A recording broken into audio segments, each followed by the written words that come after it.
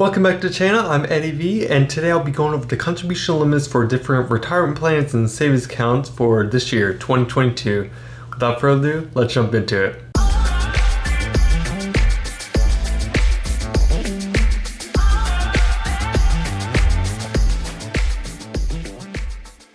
Starting off at the beginning of the year, it's always a good time to review your finances and your budgeting, and that also includes your retirement plan and whether or not you want to increase the contributions throughout the year. So I'm going to go over contribution limits for 4 different retirement plans and 2 savings accounts. Starting off with the IRA, and this is the same whether you invest in a traditional or a Roth IRA.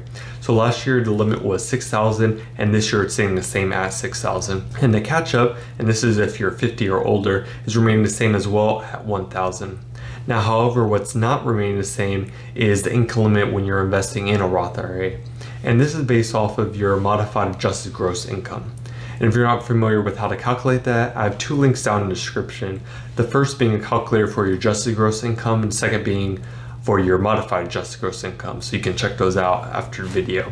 Now, if you're following single, they've increased that limit by $4,000. Last year it was $125,000, and this year it'll be $129,000. And after that amount, the phase out will begin. And what the phase out means is as your income increases, the smaller amount you can put into your Roth IRA. So the phase out is from $129,000 to $144,000. Now, if you're following married, that limit is increasing by $6,000. Last year it was $198,000, and this year will be $204,000. And the phase out begins at $204,000 to $214,000. And if you'd like to know more about the comparison between Roth IRA and traditional IRA, I have a video I did giving you the similarities and differences and different details about each different IRA. So I'll put the link down in the description as well as the end of this video. Now, moving on to 401k and 403b, and these will be your employee retirement plans.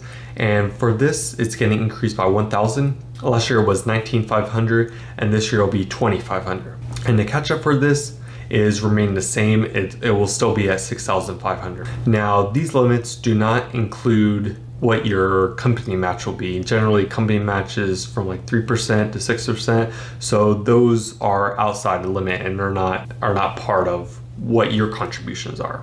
Now, the next 2 plans we're going to go over a little less common. The first one, it will be simplified IRA / 401k, and this is typically for smaller businesses that have 100 or fewer employees. Now, for this year, it's getting increased by $500. Last year was $13,500, and this year will be $14,000. The second one is your SEP IRA, and this is your simplified employee pension. Typically, it's for those that are self-employed, and this is getting increased by $3,000. Last year it was $58,000. This year will be $61,000. So those are the 4 retirement plans. I'm going to go over 2 savings accounts. The first one being HSA, which is a health savings account. To be eligible for a health savings account, you need a high deductible health plan. And there are 2 different plans you can choose from. You have single and family. For the single plan, it's getting an increase of $50. Last year was $3,600. This year will be $3,650. For the family plan, it's getting an increase of $100. Last year it was $7,200. This year will be $7,300. And the catch up for this begins a little differently. All the other ones begin at 50, and this one is 55 or older. And this catch up is remaining the same at 1,000 as it was last year. And the 1,000 can be applied to whether you have the single or the family.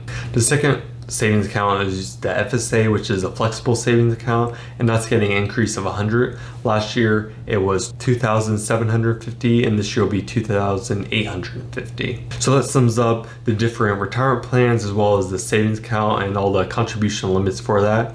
And I'd like to know what your opinion of the new contribution limits for this year, and let me know by dropping down a comment down below. And if you found value in this, let me know by smashing the like button. It helps grow the channel. And also, if you haven't already, consider subscribing to the channel and turning on notifications so you'll know when I post my next video. And with that, I'll catch you in the next one.